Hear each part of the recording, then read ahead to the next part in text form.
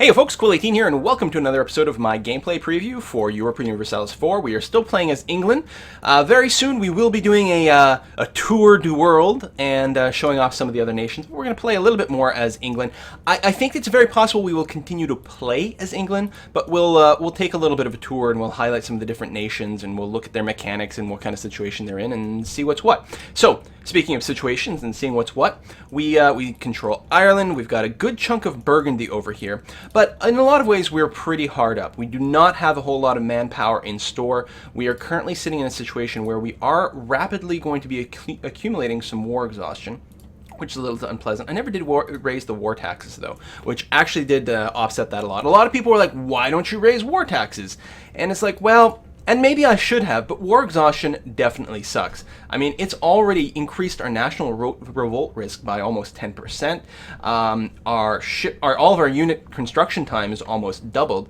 More importantly, our manpower recovery speed is down 9% right now, which is going to hurt because we're really low on manpower, right? So if we had enacted our war taxes, which would give us a monthly war exhaustion of 0.1, so 0.1 war exhaustion every month. So every year we would gain more than one whole war exhaustion, and we've been at war a fair amount of this time. We've been playing for 10 years, and a good chunk of that we have actually been in the middle of war, so it would be pretty harsh. Now, speaking of wars and war exhaustion and all that, I think I'm going to have to peace out of these wars. I think that Austria is going to be able to bring back their troops and probably be okay. I hope. I feel bad. Diplomatically, we have a really good relation with Australia. We will take a hit from having a separate peace agreement, from pulling out of the war a little bit early. Portugal, we're a little bit lower, but we'll have to go and just suck up to them a little bit. And just because I do want to keep these relationships high, but I want to get out of these wars. We've got to be able to stand down our armies. We've got to be able to recover our manpower. And once we're out of war, our war exhaustion will go down automatically. So that's what I'm going to do. I'm going to do that, and then I'm going to unpause. We'll have to pull back our diplomats here, and then over here, diplomacy. It's not here I want to do. I want to go, I'll start with, Venice over here. And white peace. I do feel rotten. Like, I roleplay these games a lot when I'm doing the videos, especially. There's quite a bit of role-playing that goes in. You know, I'll avoid things that might be more optimal from a gamist point of view, just because, you know, it feels like it makes sense in character. Oh, these guys won't peace out yet. Oh, it's really okay. Yeah, we'll just wait. But soon enough, they'll be able to do it. I guess I could have waited and just gotten out of both peace deals at the same time. Since we can't peace out of this, we can't white peace out of this. Let's double check our relations with Austria. Yeah, we're still in great shape over here. So we did take a hit. We've got a minus 30% from separate peace, but apparently we were well over 200%, or 200 relationship. Now over here, we are going to improve relations with Portugal, keep them high, because they'll get a little bit ticked when we get out of the war with Fez, but other than that, we're going to be okay. So, Scotland has collapsed again. Poor Scotland. I guess when I started the video, they were all stripy down here, weren't they? Poor Scotland. I have no idea what that impact is of collapsing like that. My Royal Navy, oh right, was coming down here to a blockade, but you know what? They've got blockade. Who's in this war? Castile and Portugal? Yeah, listen, you guys don't need my ships. We're just gonna send our ships, our vessels, back to London. I guess I'm gonna unpause. I do have to reorganize these guys just a tad here. We're going to group them up, move over to Picardy. So we've got some guys here. And, whoa. Yeah, he's such a worthless leader. This King Henry VI, the insane king, who has no stats whatsoever, is useless. Oh my god. This game, like, some people... Have I talked about this already? I don't think so. Some people were complaining like, oh, all there's to this game is warfare. Well, imagine, first of all, if you were only to watch 60 minutes of gameplay from Crusader Kings 2, right? You'd be like, oh, it's all shopping for brides and handing out honorary titles. And that's the thing, like, every Paradox game has, depending on what your initial situation is, there's a certain amount of, okay, well, your country is in the 100 Years' War. That's going to imply certain things. And then a lot of the gameplay that comes out, it's, what's the word I'm looking for? it's emergent, right? It emerges over time from a variety of different complex behaviors. So it's going to become more and more sort of interesting as we go forward. That being said, we're not going to have any choice but to back out of wars over here. So, and it really depends on what we're playing. If we're playing as Portugal, you'd be whining that like, oh, there's never any war. Meh, it's all trade and colonization or whatever. Although I suppose we can skirmish here. I guess that's the other thing. In Crusader Kings 2, you'd be like whining about, oh, this is stupid. You can't just like declare war on anyone you want. I have no claims anywhere, so I can't war. So it's boring. I'm just sitting here doing nothing and waiting for claims to happen or some damn thing. So temporary insanity of the monarch. Henry VI has been acting very strange the last couple of months. It would seem like he is suffering from a temporary crisis of insanity. As a result, our realm is left with very little efficient guidance. We already have no efficient guidance. We're 0 across the board. Military guidance, which would cost us prestige, which right now we have a good amount of, but it is going to drop pretty rapidly, actually. We're going to lose 4 prestige per year, which is quite a bit, to be honest, because I'm not planning on going to war. You do gain a lot of prestige from winning battles, and right now that's not going to happen.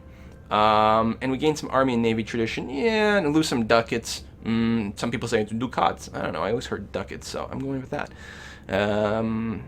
Or we can lose, either way we lose prestige. Either way we lose ducats. Okay, so it's just a question of if we want army-navy tradition or administrative power. So the tradition, I believe, will impact the quality of our generals and such when we spawn them.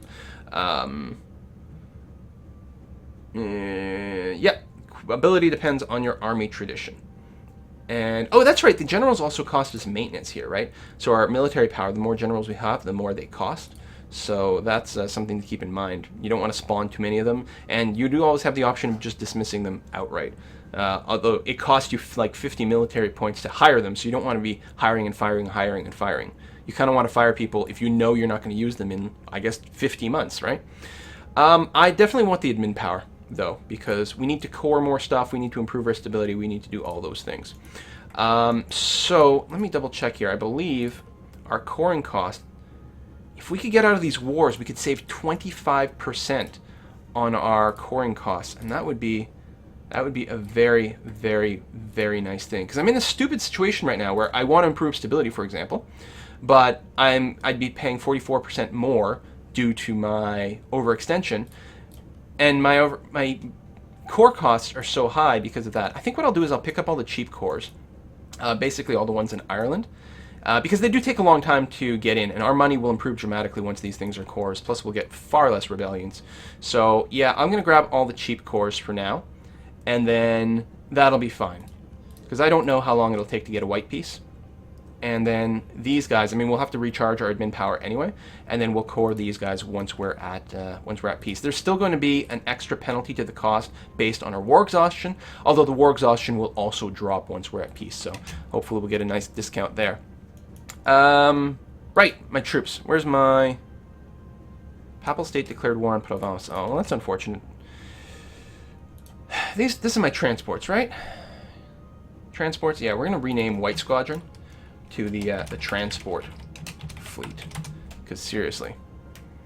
Otherwise, I'm never going to remember what's what. And then the Royal Navy here, that's... Okay, I like Royal Navy. And then Blue Squadron, this is going to be my... These are my trade patrol, really. It's the commerce fleet, is what this is. There we go. Take a little bit of damage, but they should repair. Actually, that's why they're docked in Labourd right here. It's because they're repairing. So that's good. So the transport fleet. I know I keep pausing a lot. I play this a lot like a turn-based game, where I like play, pause, play, pause, play, pause. And I should really leave it on pause more because my sessions take way too long. Not enough gets done. I was going to do something else. Oh, boom. We're still at war, but we can very safely drop the army maintenance. I'm going to keep it just above nothing. And the fleet maintenance, I'll drop it down to just above nothing as well. I think it does impact the amount of trade power that my ships have, but not enough to really be a problem. So I can carry... Hold on, you know what? I noticed something between sessions here. My commerce fleet actually has a cog in it. We've got a revolt in Connaught. So let us take out the cog. I guess that's been there all the way since the beginning, which is kind of a little annoying. We're going to bring the cog over here, and then we'll be able to pick up... We'll have a group of 12, a regiment of 12 men over here. Oh, well, 12 men. It's actually... People have been commenting like, oh, these numbers are so much smaller than Crusader Kings 2. A lot of people played Crusader Kings 2. That was their first exposure to Europa, or to Paradox Games. This number here represents thousands of men. So this is actually a group of 16,000 men. In the day of Europa, by the time the Renaissance period hits, you start to have standing armies instead of like little liege levies, and so the numbers go up quite a bit. So these are regiments of 1,000, and then so I actually have 17 regiments in this stack, although some of them are a little down, so my actual count is a little bit lower. All right, get that last cog over here, group these guys up, and we are going to create a new unit. I'm just going to move so I'm going to move this to a group of 12 regiments. I'm going to grab you, attach you to the transport, grab the transport ship, and drop you off in, I don't know, I think we can go from Moonster to Connaught without taking any river crossing penalties. And we're going to go and stomp on that. Now, because I'm at half maintenance, technically these forces won't be quite as good. Now, they are going to be 12,000 versus 2,000, so we should be able to overpower them considerably. But if I'm concerned about manpower, there's something to be said about increasing the my expenses here just to do rebel stomping so I don't lose any more manpower than I have to. On the other hand, the cost would be kind of ludicrous, so I'm trying to avoid it. I could have landed directly on Connaught, but then I would have had a river crossing penalty, like a major one. It would have been a -2, so I still got the 1.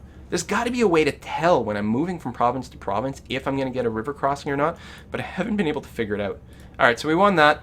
We got some army tradition. We do not get prestige from fighting rebels, or at least not rebels of this size, so that's good to know. Tell you what, we'll sit you on attached to transport, and then, yeah, we'll just keep things going. Flemish Patriots. Alright, we should be fine.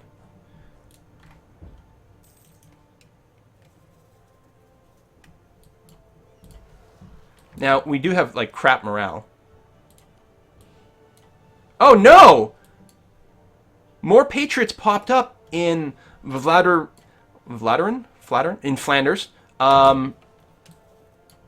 In the middle of the battle. So we actually lost that, which is really annoying. So we lost even more men than we had to. Now, we haven't lost the regiments, which is important, because then we don't have to spend gold to rebuild them. Now, let's drop in Calais so we can move over. That is really annoying. In fact, we're going to have enough problems with rebellion. I'm actually going to bring this up to 3/4 expense and hope that's okay. Meanwhile, white peace? No.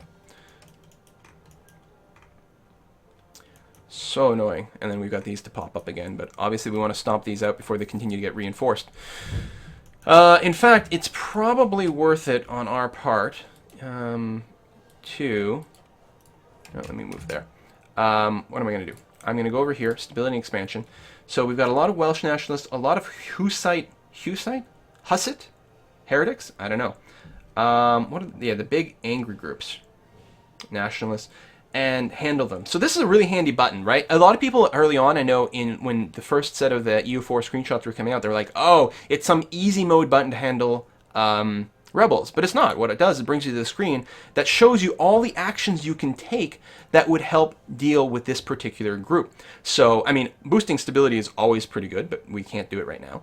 And then, yeah, some harsh treatment, which it's 10...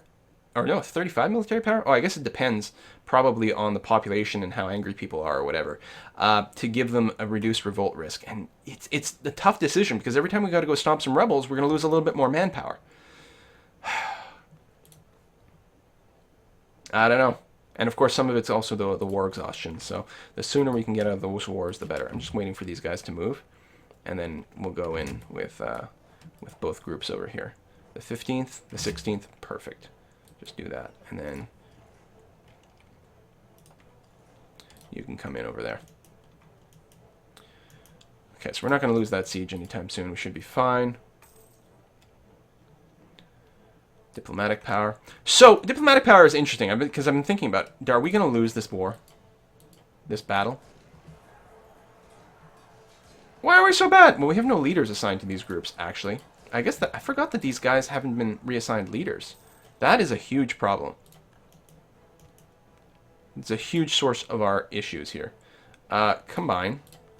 Give you an actual leader, because that makes a pretty big difference. Wow. And you know what? Go ahead and crank this up. Whatever, we got a pool kicking around. We need to reinforce a little bit faster and everything too. Attach to transport. Transport fleet, come down here. And you guys come back over here. And we'll wait for your stuff to recoup.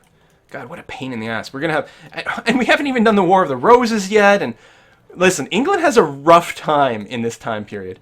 Yeah, let's repay some loans. And that's the other thing people keep freaking about. They're like, oh my god, you're taking out loans, you're going to shoot yourself. It's like, well, loans are basically more like minting in EU4. And minting is a completely reasonable sort of action to take. I really got to go and break the siege really quickly. Some people are asking about the percentages here and like why they start at negative and so on. So the percentage you see in that pop-up is the percentage chance of the siege succeeding on the next tick or the next month or whatever, whatever the mechanic is. And so it starts off negative to say there's absolutely no chance of it to succeed at first, and then it goes positive, and then at some point, it becomes very, very positive and becomes more and more and more likely. I think it does cap at 100. I'm pretty sure I've seen it go all the way to 100. So, and then it's like, okay, the next month guaranteed. So, last jousting tournament. We can feel it in the wind. Soon our equestrian elite will be nothing more than a dream remembered, as the chivalrous tradition dies out before the onslaught of modernity. The world is changing for now, but one last time, let the Knights of England ride forward to glory. This would cost us administrative power and a bunch of money, although we're not broke. It would last for 10 years, give us a morale boost, army tradition boost every year, and a prestige boost every year. I like that a lot, actually. Or we just lose some prestige. No, I think it's worth the investment. The morale boost is actually going to be incredibly handy because we have such a crap king, we're going to be ages behind of people in tech and national ideas. And specifically, it means we're going to have, like, suck morale for our troops. And that really impacts battles. That's part of the reason we're having problems here. So, oh, God, yeah, we got to resolve this ASAP. Actually, you know what? Let's merge these. That way I can take the 12 best, most equipped regiments here. Create a new unit. So, can I sort by condition? Yeah. I don't care what type they are. I just want to hit 12 and get the most amount of people possible. There we are. So we're going to select you, the Royal Army, and we're going to give you a leader this time. We're going to attach you to a transport. Let's go put down the Irish. Ugh. Oh, no, I'll drop you in Munster.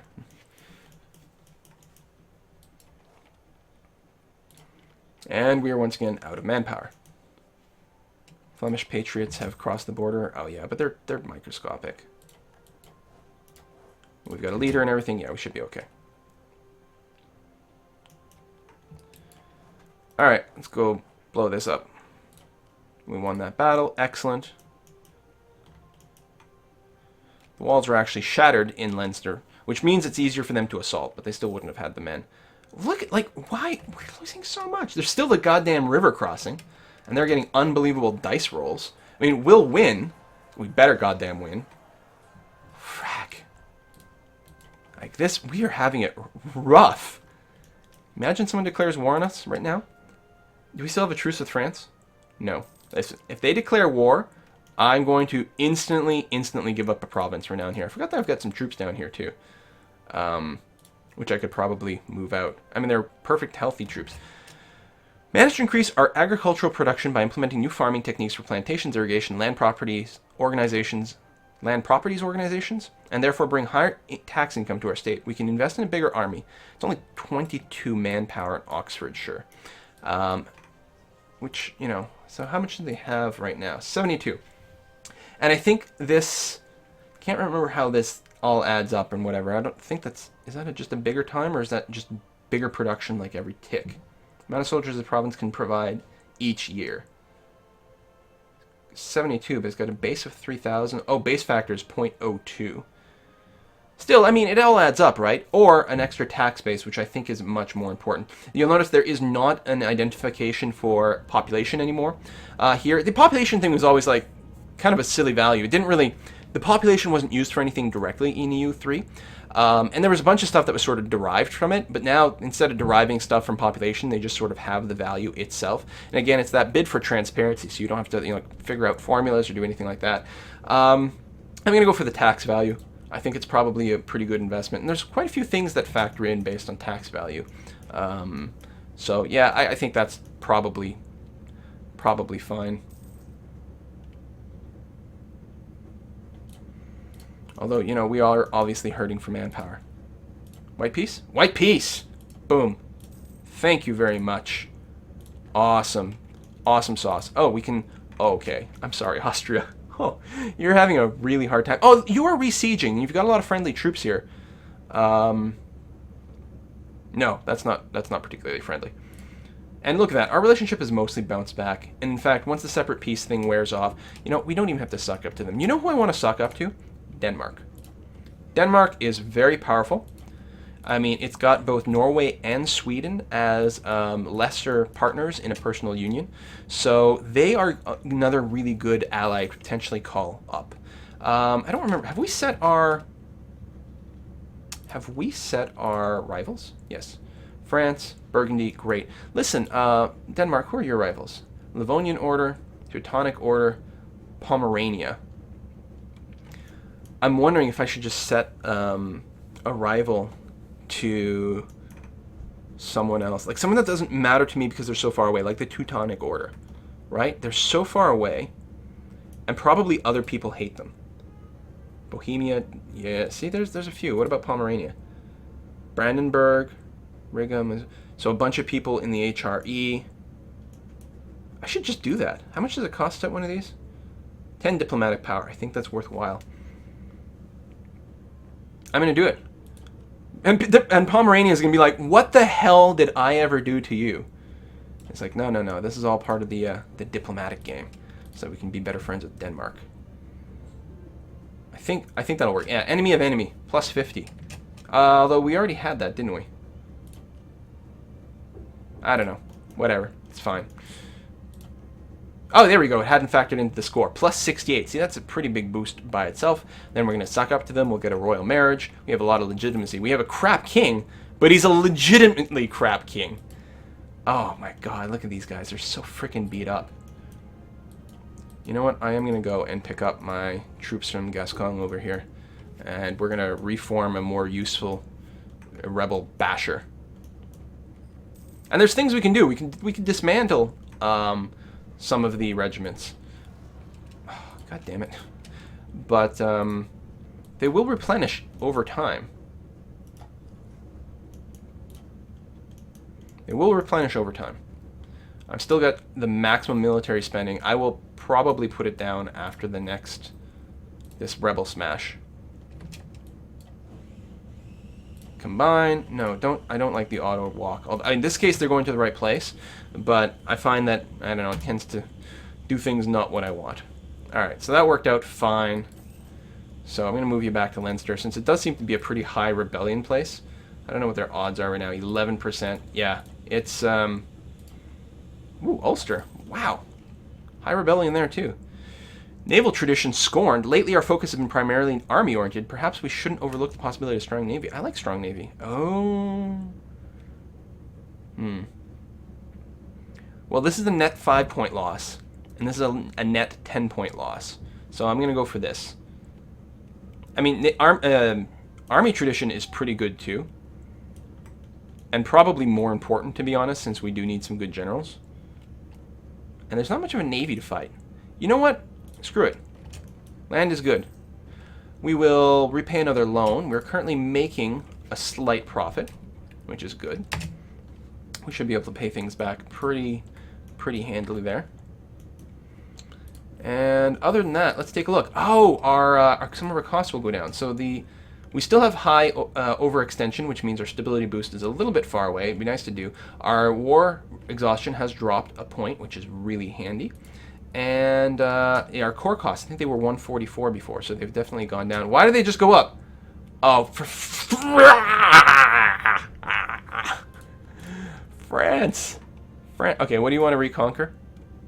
Gascon specifically. Tell you what, I am trembling by your might. Let's do some quick math here. I have no spare manpower, and I mean, they have been skirmishing a lot. They might not have tons either. So we've got England and France. So in total, I do have about 20,000 troops kicking around, but no ability to replenish them. France has 20,000 troops actually, and 22,000 people sitting ready to help out. We have, oh Christ, we're gonna have to, listen, let's take one of these back. We're gonna have to wait 27 days before we can peace out. Come on. I'm thinking they'll probably be willing to take the peace for like the one area on Scotland in there too, unless they get too far ahead in the war, at which time they might get kind of uppity.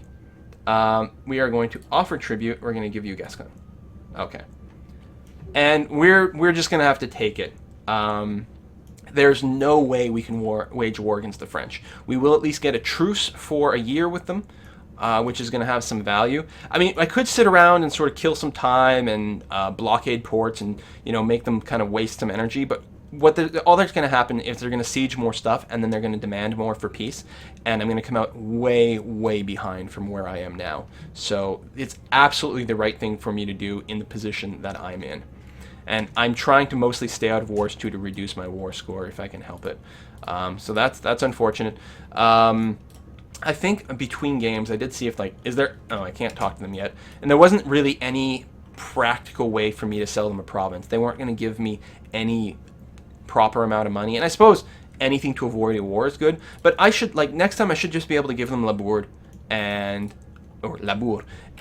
just fend them off for another 5 years. That being said, 5 years from now, so we generate 25,000 manpower in every 10 years. And 5 years from now, we'll get half of that back. And actually, we're still going to be in a crap position, so we will have to buy them off a little bit. But we'll see. They might not be in a position to declare war instantaneously. We'll play it by ear. Agricultural Revolution. Oh, we're getting a bunch of these events. You know what? I think I kind of... bigger armies. Again, I don't know exactly. You know what? I'm going to take it to see how the math works out. Apparently, I can't click on things anymore. Oh, there we go. Why can't I click on... I'm a little concerned. I'm going to go for the bigger army. It was like, what, 72 in Oxfordshire? Oh, there we go. I can it was just somewhere in the way there. 75 now.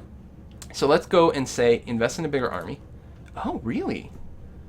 Okay, that's actually a pretty significant change.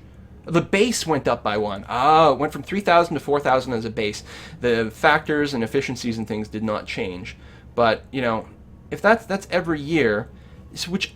You know, and then later on we're going to get multipliers, which will make a difference, and I think that's probably okay. Money is good, but... Oh no, my heir's fallen ill. Listen.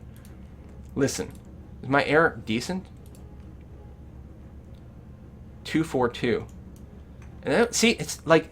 You got to think, right? It's only like, oh, it's only 2 more administrative power per month. La-di-da. Well, it's 50% more than I'm getting now, right? And that would double my diplomatic power.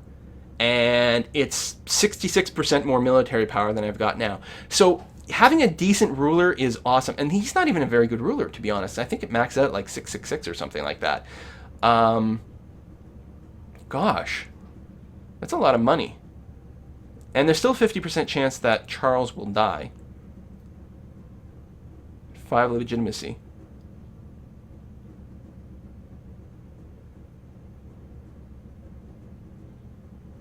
This is a 75% chance that he'll die, but I will get, if I succeed, I get more legitimacy. It's not the end of the world if he dies, as long as I've got another heir.